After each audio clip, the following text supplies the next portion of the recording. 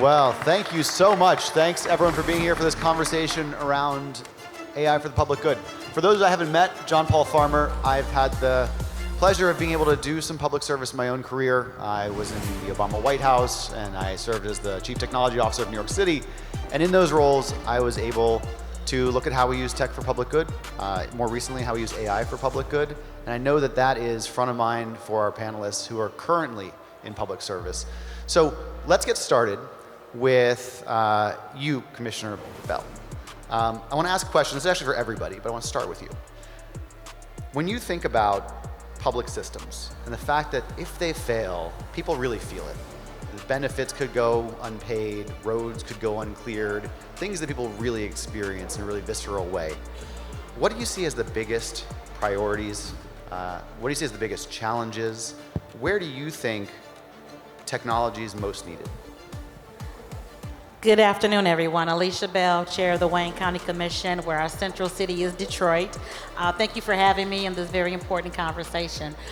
Where we look at our priorities is really starts from the top up. The head of our organizations, be it the county executive, the chair of the commission, having those persons involved in technology and understanding what it means. A lot of times we are bogged down with the day-to-day operations, making sure we're doing this, that, to make sure that things are running smoothly, and a lot of times the AI aspect and how we can think about being proactive doesn't necessarily occur. So having the leadership understand what AI is, what technology is, and how it can make our lives more efficient and not be so reactive, but proactive. A lot of time government, as well as you all know, we are on the back end usually when it comes to technology. Private sector and companies are usually far more ahead of where government lies, but we're working towards bridging that gap and being more proactive when things do occur. We're right there preventing them from being a disaster, and that's very important. That comes from the top of the leadership down. Thank you for that. I think something you pointed out is really probably something we all think about, which is that in the private sector, our daily lives seem to raise expectations for what government should do, but it's not always as easy to deploy in government as it is in the private sector, and there's some very good reasons for that. Mary Lee, if we can go to you, to same question about what are the big problems, but also why is it hard to fix them? Well, good afternoon, everyone. My name is Chris Lee. I am the newly elected mayor of Tuskegee, Alabama. It is great to be here at SAND. Just 90 days in, coming up on being the mayor. And one of the things that I've realized that there are a lot of systems in place. They're outdated, and sometimes you can't even call them legacy systems. And people have just gotten used to doing the same thing the same way for so many years. And I think, people say it's hard to teach an old dog new tricks. Well, I think it starts, as Commissioner Bell said, with the vision. Somebody that has innovation to come in to implement a lot of these strategies. But coming from a rural area and being, a mayor of a small town with such historic impact, I think we have to get rid of a lot of the red tape. And I think that's one of the biggest challenges. People feel frustrated with the status quo, and I've realized that a lot of the problems we're having as small government are some of the same challenges that, bigger cities have as well. But I think that, solving those solutions are a lot harder for us. And I think that because we don't have the, staff infrastructure a lot of times, I'm seeing all these great titles from these big cities of all these tech, data coordinators and honestly, coming into office, we don't even have an IT person. I know that might sound crazy to a lot of people, but really just assessing and finding out, people that are a lot smarter than me to help us address these challenges. Did you say you don't have an IT person? We do not. We consult right now, and Wow. That's a contract that I'm looking at because I think that a lot of times the way things are being done are just outdated. So recognizing that first and foremost and figuring out the things that need to be done to change it.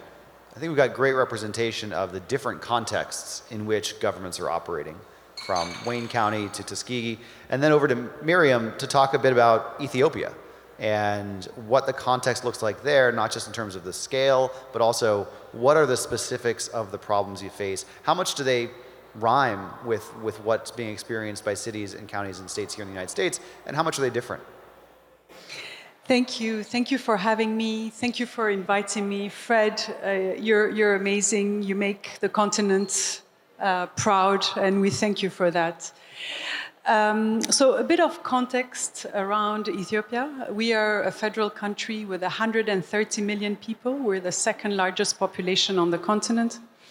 Very young population. Our average age is less than 20. Our GDP is 130 billion. We grew at 9.2% last year, so fast growing. And this scale, the speed at which we're growing, and the youth is amazing opportunities, but it's also haunting for public sector.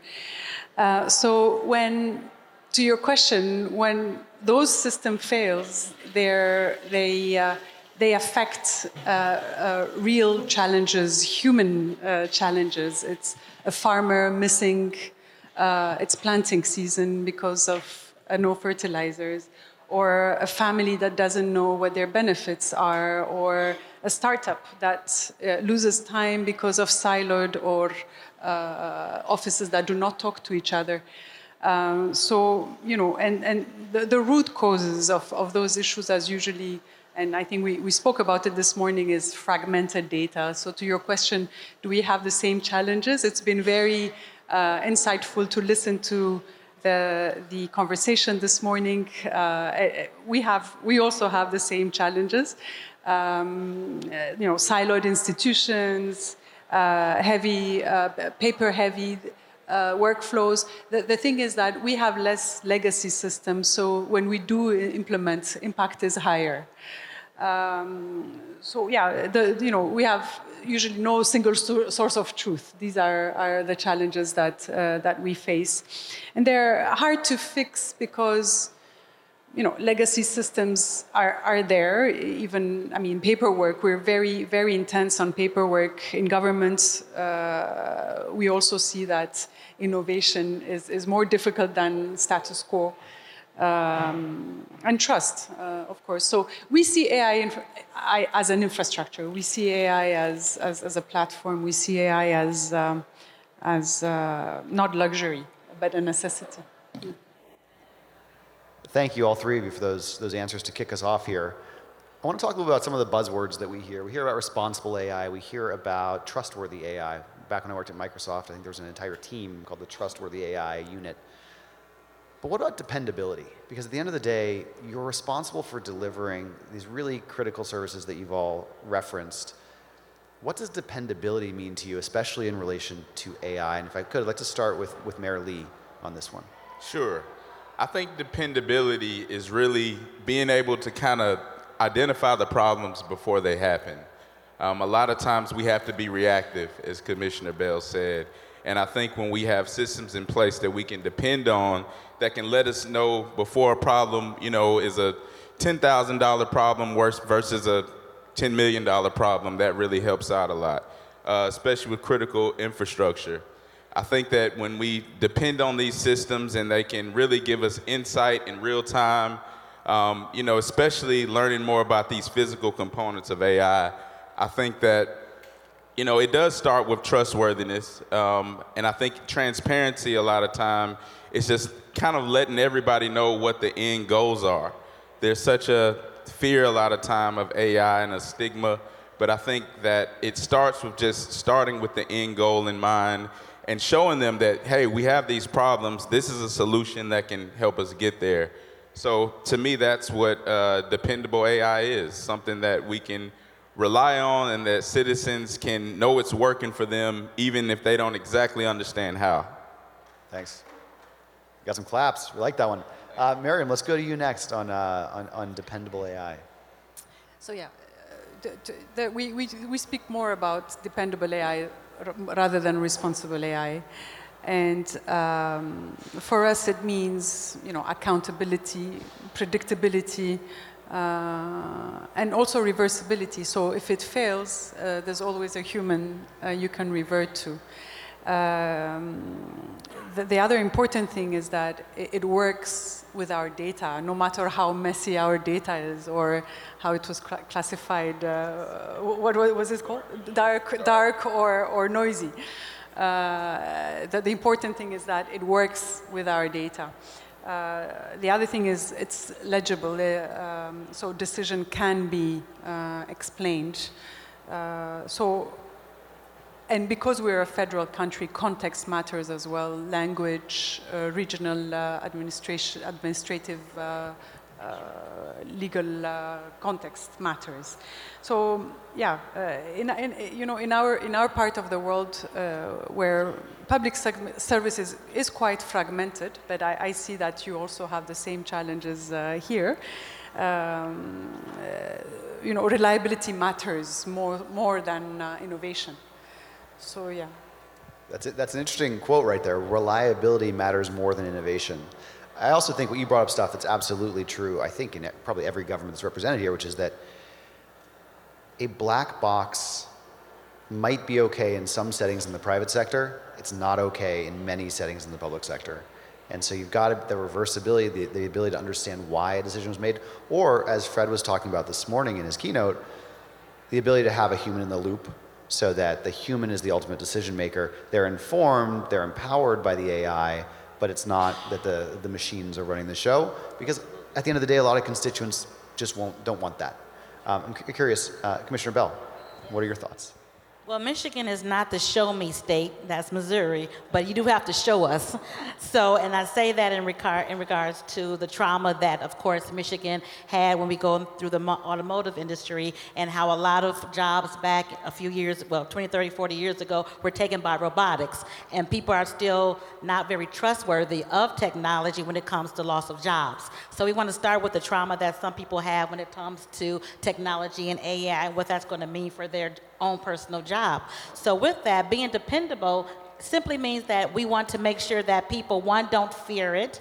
They want to make sure that it's going to work, but they also want to make sure that if it is going to work, and we have to have the human aspect of it, that it's not going to be a tremendous job loss. Counties and public sector provides the employment for so many of us in this country. So those persons who are on the front lines at county employees, they want to make sure that we're going to put our human touch on it, but I'm not going to lose my job as we build these systems out. So being dependable, but also addressing the trauma that comes with technology and things that are different, that people need to be educated on how it's going to make their work process more efficient, rather than lose their job. I think that point about the historical context is really important. I grew up mostly in Pittsburgh, Pennsylvania, when the steel industry had shut down for some of the same reasons.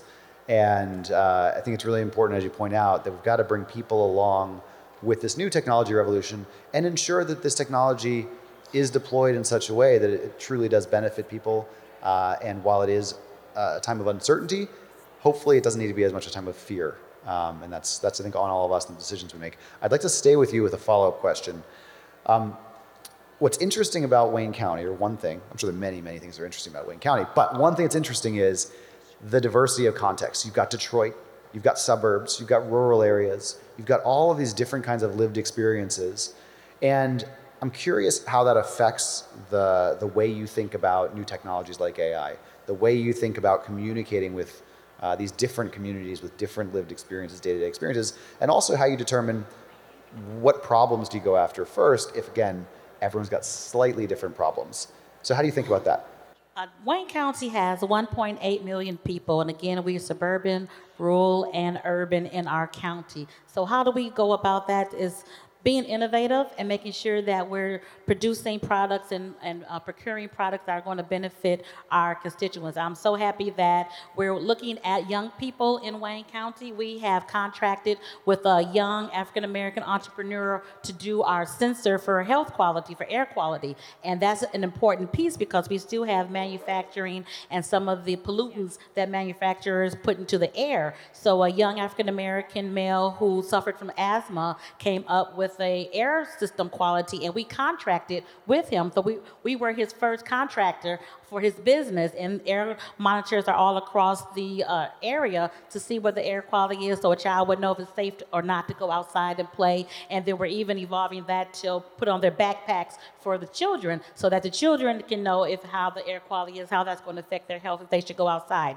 So being innovative and understanding that there are a lot of issues that AI and technology can tackle, but making sure that we as county leaders understand what's important to our constituents. Air quality is important to our constituents. So tackling that as issue, as well as helping young entrepreneurs in that space. And we even have a wonderful Black Tech Saturdays, which is African American young folks, not say young, under 50, young folks who are out there making their mark in technology. And as they make their mark in the technology world and AI, we as governments can implore them and buy their procured outcomes, so that way we can make that happen in our county. So just that, all of that works together. The workforce, making sure that we're addressing issues from the urban side, the rural side, and the suburban side, to make sure that AI is working for everyone.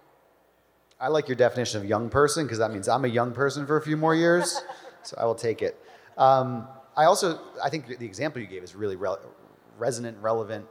Air quality, that's something that matters to everybody everywhere. When I was CTO of New York City, we did a project to go from 12 static air quality monitoring stations around the city that only collected samples for 2 weeks a year, to putting air quality sensors on fleet vehicles. The vehicles that just drive around, the garbage trucks, the transportation vehicles, and we got so much more granular data and understanding.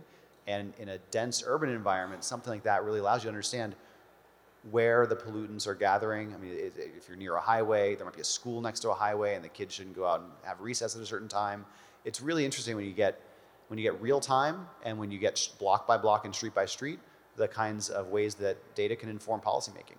And I'm going to continue with that. The data is important, but how we use the data is even more important. We can collect data all day long, but if we're not doing something to affect the change of that data, we're just collecting numbers. That's right. Like Fred said this morning, sense, analyze, act. You got to act. You got to have the third piece of it. Let's go down to Myriam. Talk to us a little about Ethiopia and the work that you've been doing, the work that you're excited to do. Where do you see AI? Where are you already seeing AI make a difference, and where do you really envision it making a difference in the near term? Thanks for this question. In the last 6 years since Prime Minister Abiy Ahmed took power, technology was made a priority sector, because he really believes that it can allow us to leapfrog, and it's transformational for our context. So what we did at first is really lay the foundation of what it was needed to move to where we are today in this day and age, and catch up with the AI progress. So we really looked at really foundational things: access to electricity, making sure internet penetration grew, making sure that our data platforms were laid. Looking at introducing a national digital ID. So in the last, I think in 2020, we launched Digital Ethiopia 2025. We didn't have payment systems in place. We didn't have the national ID in place. Today, in 2026, we've now launched Digital Ethiopia 2023. We have 55 million people on mobile money. We have 35 million people with a digital ID, and our payments are interoperable. And we're also laying a data exchange platform, which takes us to the next level, which is building digital public infrastructure. So our new strategy, the core of our new strategy is to build digital public infrastructure, deepen the digital economy, because we're still a very rural country, and the digital economy picked up in major cities, but we still need to reach everyone and include everyone, and also use emerging technologies and AI as a core enabler for socioeconomic development. In 2020 as well, we launched an AI institute, not to be left behind. We launched LLM on our languages, so we have 5 languages. And we're also actually doing some of those equipments that Fred was talking about. Our startups have started exploring those devices as well, so that we have more data in our cities. So concretely, what we're implementing is AI. Assistive AI, not autonomous systems, but really AI that will assist us in our public services, in making sure that we serve our people better and faster. So today, like I said, millions of women in rural areas are included. They can have access to microloans, so we use AI for credit systems. So more and more people have access to microloans. When you say you use AI for credit systems, for decision making? For decision making, okay. to extend credit to rural areas, to farmers, and to women, and particularly as well, who are the least included in the financial space. And I'm curious, is this altering the distribution of existing funds, or is it actually unlocking new funds because now there's a depth of understanding of who's creditworthy? Correct, both. So it has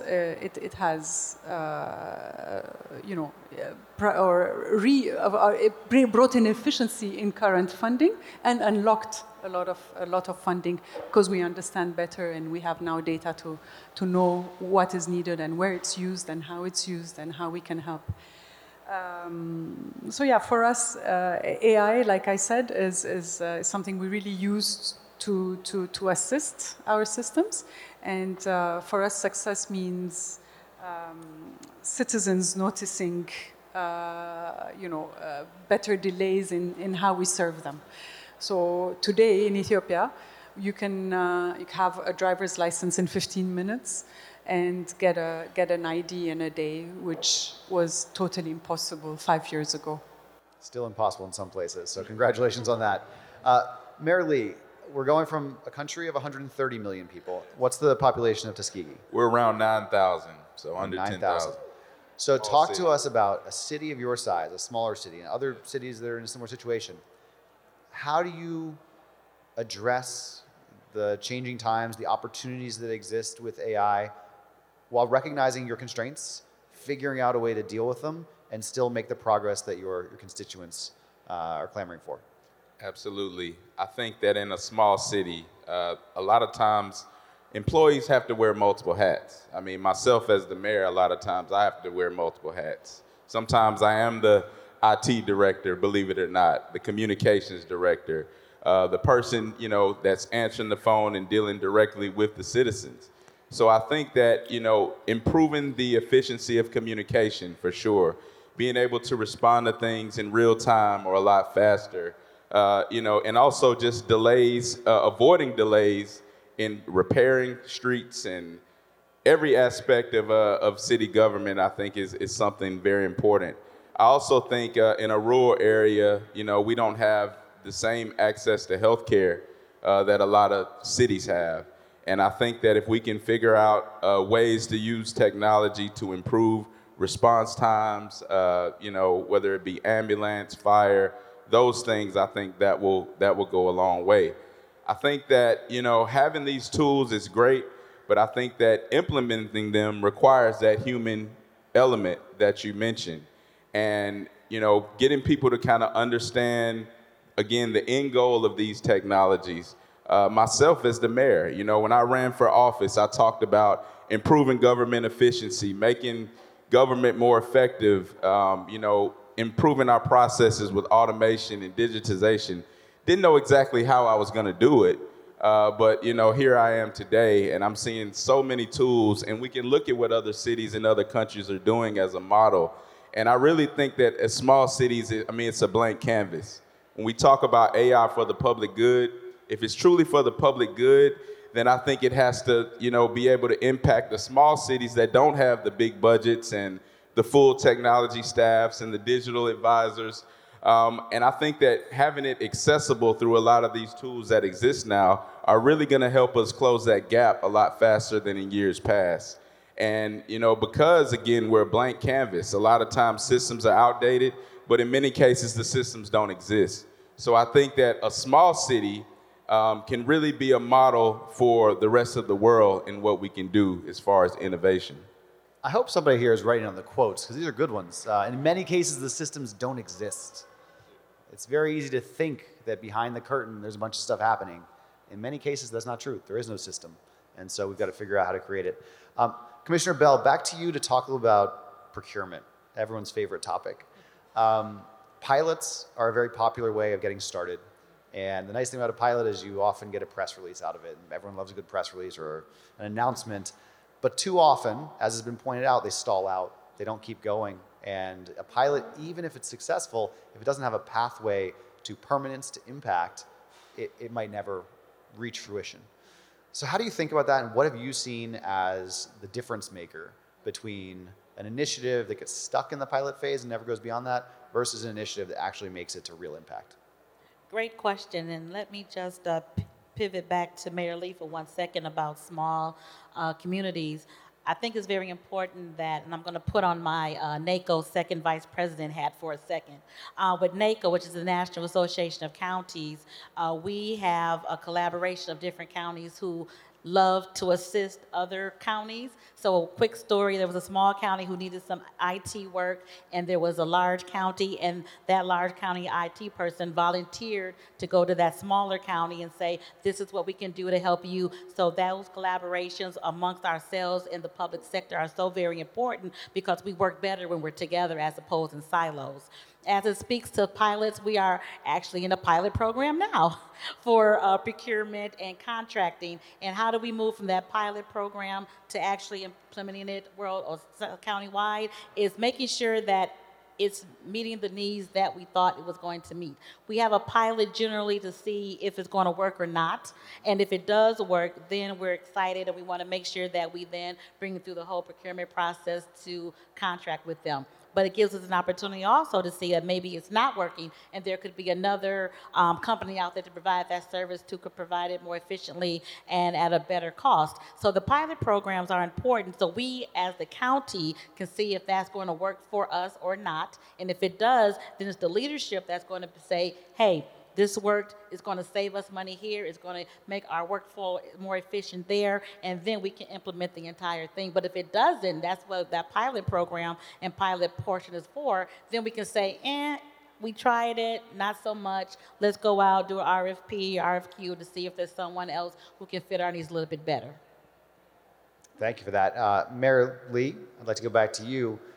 Because Tuskegee is in such a different place than, say, Wayne County or Ethiopia or New York City, how do you think about public trust? Because it's partially what we do inside of government, but it's also how do we make sure we have the trust of the people so they support the changes that you're making, the decisions you're making. So you're in a historic but small city. You've talked about the resource constraints. To what extent does public trust and public buy-in play a role in your ability to move forward? I think it's very important, and I think that as leaders of small cities, we have to get a better understanding so that we can be the translators for this technology. They trusted us enough to elect us into office, but we have a responsibility to really break it down in a way, again, showing the end use case and an outcome-based approach. So I think that's very important, that we are transparent. We're letting them know that this is something that is going to help you out, and we identify those daily problems that they see and they complain about, and we say how this is going to fix it. I think that's very important, and I think that when we involve them in the process, I think a lot of times that smaller cities have not been at the table when it comes even to the development of these technologies, because even the companies, they might not see us being necessarily their customer because of the budgets that we have. But again, AI for the public good, I think that we are the ones that really can benefit the most. People look at AI as something that is going to take their jobs, but to be honest, I think that this is really going to help us maximize the capacity of our staffs, and even, with our citizens' innovation, having them be able to really contribute to the data, contribute to helping these physical tools that are gonna help them and make their quality of life even better. Tuskegee is a place, historic impact for sure. We're known for our innovation in history. George Washington Carver, who was a scientist at Tuskegee University, had so many innovative products when it came to the peanut and other things that have impacted the world. We have the Tuskegee Airmen, of course, who are known around the world for the bravery and the impact and the sacrifice they made. I think that with Tuskegee University, we have to really harvest that innovation that sometimes cycles through the college every 4 years. It impacts the world, but it's not necessarily helping our backyard in our community as much as we need to. So I was so excited when Fred was just talking about the training aspect of really teaching people how to really use these systems. And I think that since we have a university, it's such a great asset that we could, when they grow, we grow. And I think that using them and tying them into the process from the students to the faculty, professors is important as well. Thank you for bringing up jobs, education, skills. Society has been through technology revolutions before, and for the most part, I'd say we've come out better for it. There are always pros and cons to any change. But what's different now is the speed. It's happening so fast that how do we actually make sure that our communities and our people can adapt? I'd love to, Myriam, ask you to focus on this question about AI and people and workforce and skills. How has Ethiopia been addressing the challenges and the opportunities? Because you don't want this to be a bottleneck. You don't want the lack of skills to be the thing that prevents you from adopting AI at scale, from addressing infrastructure needs using AI. So how exactly is Ethiopia addressing that? So talent exists, and there's a lot of talent, and I think Muraf is here. He runs ALX, and we see talent, incredible amount of talent in Ethiopia. What we have, where we have constraints is really giving them the platform to be able to grow. So what we have done, and particularly for execution to go faster, we started upskilling our civil servants. So we launched a program called the 5 Million Coders, which is really digital skills online for people to have access to different type of courses, quite basic courses, but at least it exposes them to what AI can do and what technology does. We have 3 million people enrolled, out of which 2 million have a certificate already, and we're looking at growing that platform. So upskilling, reskilling, and for our youth, what we have done is the government has also invested in local startups, and we partner with the private sector to make us better, to bring in systems, to collaborate. And the new thing is we've just finished building the campus for an AI university. So we're hoping to be live in September or October. We're looking at, and we're having the same questions you're having here, and what Fred was talking about, and I think what we'll hear this afternoon around, what should that university look like? What kind of skills do we need to, or what type of curriculums do we need to prioritize? So it's going to be an AI university, Pan-African, but also for global needs. So from a skills perspective, that's how we're approaching it. Speaking about learning, it just makes me think about my own time in public service. I benefited so much from learning from others, from peers. And this is going to be our last question for each of you. It's a lightning round, about 30 seconds each. How are you going to learn? How's your city, your county, your community, your country? How are you going to learn from peers, from other governments, or from the private sector so that you'll be more effective in implementing AI in critical ways? How are we going to learn? Again, I'm so happy that with NACO, we have an AI task force that we have gotten together, members of county government from across the country to work together to be that conduit, to bounce ideas off of each other, to learn from each other. So that's one way, working together with your peers across the country, across the world even to look at what's new, what's innovative, and then how we can implement those items. I forgot that you had NACO in your back pocket. That was a cheat code. Who would like to go next? I'd have to start by saying I'm so grateful to Mayor Jones, former mayor of St. Louis, who really introduced me to sand and everything and the greatness of what's in this room and at this conference today. I think it starts with that. And, you know, having someone that is crawl so you can walk, I think really helps a lot. And as a leader, I'm going to take that back to my community and, you know, educate other leaders who are in position to understand how these things, you know, can benefit us. And I think that's really where it starts. You know, from the leadership standpoint, we have a responsibility to pass on this knowledge to others. And even when we don't know exactly how we're going to do it, it's our job to figure it out. So that is why I'm here. I'm looking forward to talking and meeting to many of you here so that we can be a model, Tuskegee, Alabama, and be the next really innovative, you know, capital of America. Thank you. Myriam, take us home.